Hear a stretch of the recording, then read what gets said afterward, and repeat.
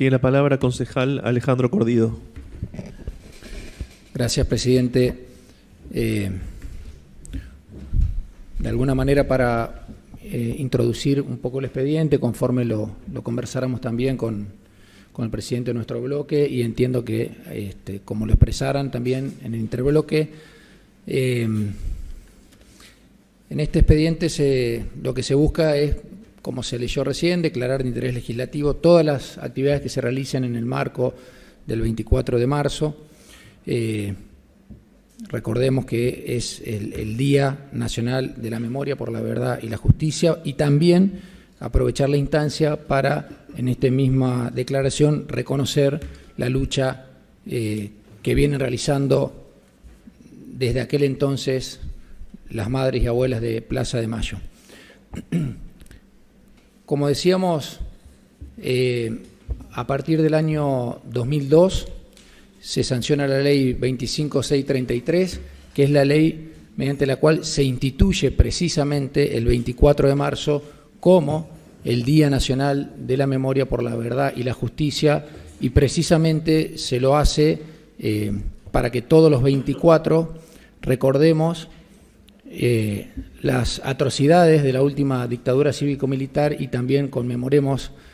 las luchas de los organismos de derechos humanos y, por supuesto, fundamentalmente a los más de 30.000 compañeros y compañeras detenidas y desaparecidas, entre otros tantos horrores que dejó esa última dictadura. Y como decía, se fija ese día 24 de marzo también para recordar que el 24 de marzo de 1976 tuvo inicio la etapa más oscura de nuestra vida institucional, con esta última dictadura, que casualmente, como decíamos también en sesiones anteriores, este año conmemoramos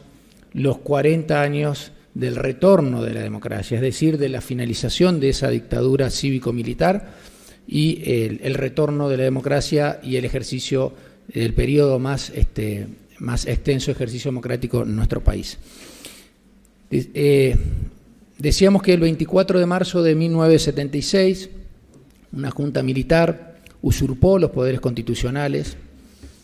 dio un golpe de Estado y, a través de lo que ellos denominaron el proceso de reorganización nacional,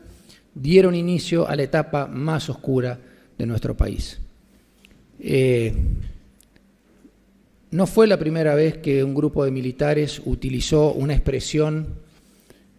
vinculada a devolverle a nuestro país cierto orden y cierta institucionalidad.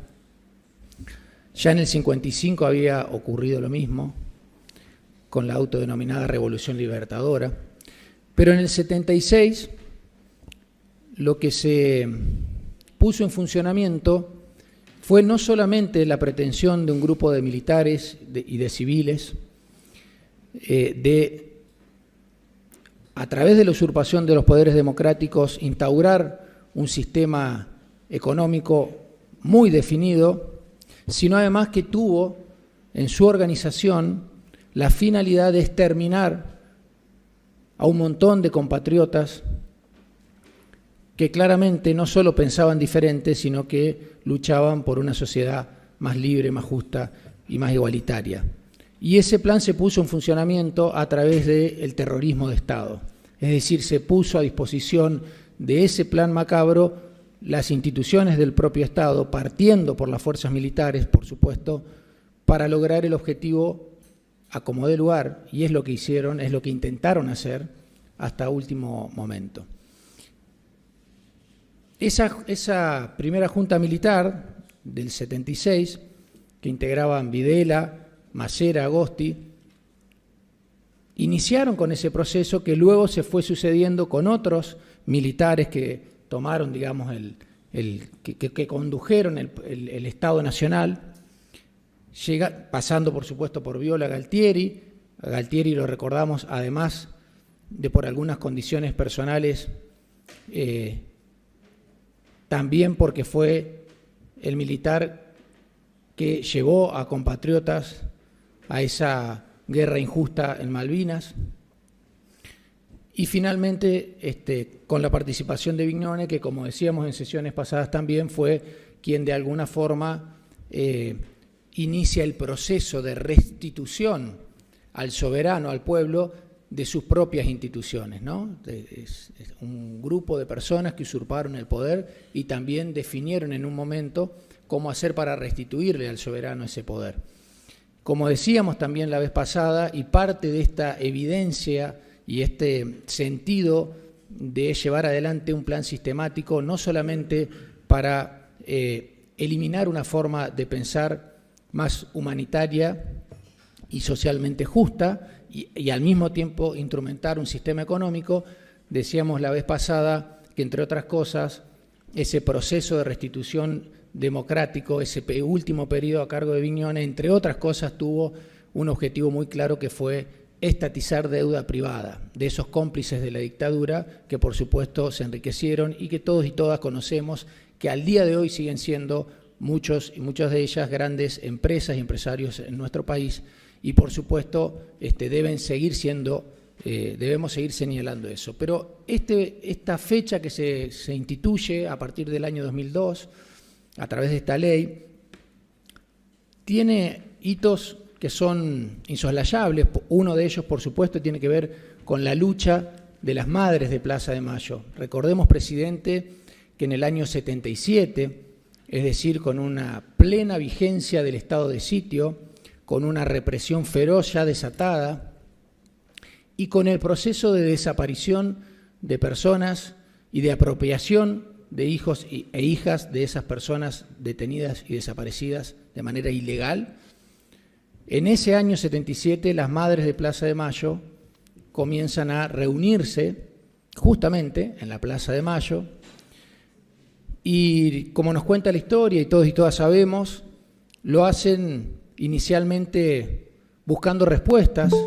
habiéndose cansado de golpear las puertas de los diferentes organismos públicos y también de instituciones civiles y religiosas, y no obteniendo respuesta, empiezan a congregarse en la plaza y, por supuesto, la respuesta que le da el Estado en ese momento, el Estado de facto, es la represión o la amenaza de represión a través de la presencia punitivista de la policía. Y en ese momento le piden a las madres, les recuerdan que estaba vigente el estado de sitio, les recuerdan que no podían haber reuniones de más de 3 personas o más, no se podían reunir, y además que no podían estar en un lugar fijo en el espacio público, porque el espacio público claramente también, como las instituciones democráticas, había sido usurpado por esta dictadura cívico-militar. Entonces había dispuesto que no podían estar en ese espacio público. Y las abuelas comienzan así, de a dos, agarradas de la mano, a caminar muy despacio alrededor de la Plaza de Mayo, justamente para no incurrir en la violación al estado de sitio, para no darle motivos a esa dictadura atroz para que las detenga y vaya uno a saber qué hacer luego, ¿no? Como ya venían ocurriendo con sus propios hijos e hijas. A partir de ahí las madres comenzaron las marchas que son reconocidas a nivel mundial como una de las expresiones más emblemáticas de la lucha por los derechos humanos, que por supuesto ha trascendido absolutamente las fronteras de nuestro país, que son un emblema, y también lo hicieron atando sobre sus cabezas esos pañuelos que hoy identificamos, que en todo el mundo cuando alguien ve un pañuelo blanco ve la lucha de las madres, la lucha de los organismos de derechos humanos, esos pañuelos que inicialmente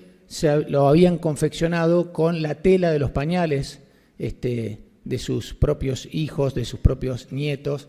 y que para identificarse entre ellas mismas empezaron a atar sobre sus cabezas, y así fue también como generaron este emblema que hoy, insisto, todo el mundo conoce. Y también, a raíz de las desapariciones que se comenzaron a suceder, que eran conocidas públicamente, pero que eran acalladas, entre otras, por la prensa cómplice, y que además contaban con participación, como dijimos, de sectores civiles. También en esa búsqueda surge la lucha de las abuelas de Plaza de Mayo, que de alguna manera advirtieron que había un mecanismo que ofrecía la ciencia que podía permitir identificar a personas a través del rastro del ADN, y empiezan entonces ellas a buscar la manera, a través de la pregunta de si podían identificar a un nieto a partir de la sangre de una abuela o de un abuelo, empiezan a buscar la manera de institucionalizar esa búsqueda y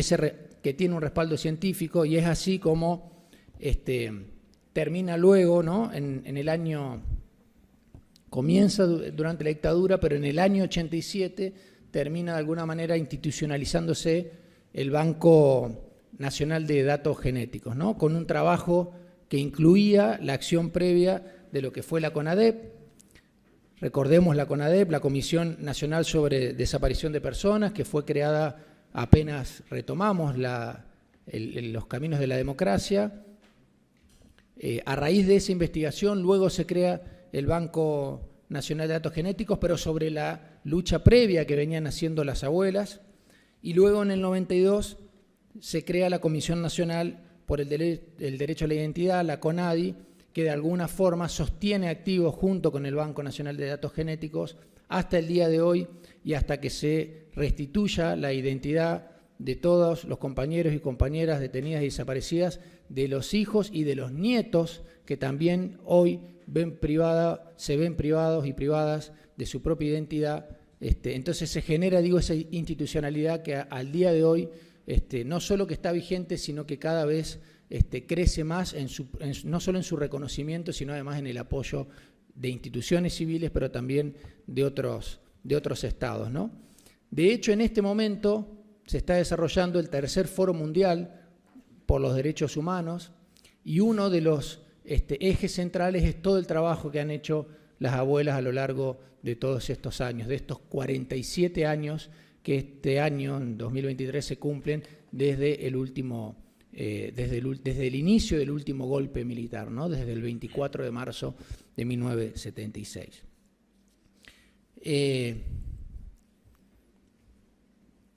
Hasta este momento se han recuperado 132 nietos y nietas apropiadas por la dictadura. Ese trabajo que mencionábamos previo de la CONADEP y luego de la comisión, lo que refleja es que hay no menos de 500 nietos hijos e hijas, nietos y nietas, en este caso de las abuelas, cuya identidad debe ser restablecida. De esos 500, 132 hoy pueden saber quiénes son, pueden conocer su historia y pueden, por supuesto, no solo recordarnos a través de sus propias experiencias la lucha de los organismos de derechos humanos, sino también nos permiten mantener activa esa necesidad de no volver nunca más a una instancia en donde un grupo de personas, por motivaciones ideológicas y económicas, se sienta con la facultad de desaparecer, de torturar, de generar verdaderos campos de concentración en nuestro país, Pozo de Banfield, ESMA y tantos otros. Digo que nos permiten esos nietos, estos bisnietos que ahora también estamos buscando, y fundamentalmente la imagen de nuestras abuelas y nuestras madres, mantener esa presencia y esa necesidad permanente de reconocer que la violencia política y que la usurpación de los poderes del Estado nunca es la vía para llegar a ninguna instancia que tenga que ver con la promoción de los derechos humanos, que tenga que ver con el reconocimiento de la dignidad básica de los argentinos y las argentinas. Todo lo contrario. Lo único que ofrecen es muerte, es terror, y es un estilo de sociedad que claramente los argentinos y argentinas hemos decidido no adoptar. Por eso les hemos dicho nunca más. Ese nunca más se mantiene vigente. En particular los 24 de marzo, todos los 24 de marzo, recordamos con mucha más presencia, porque en todas las instituciones además vamos haciendo actividades que tienen que ver justamente, por eso partíamos al inicio, con la sanción de esa ley en el año 2002, como ocurre aquí mismo en este Consejo, que durante esta semana se vienen desarrollando una serie de actividades, y en definitiva eso es lo que queremos a través de esta declaración, por supuesto con el acompañamiento de todo el cuerpo, destacar y sostener, como cada año, como en cada instancia, que los 30.000 compañeros y compañeras desaparecidos, detenidos desaparecidos, siguen presentes ahora y siempre. Gracias, Presidenta.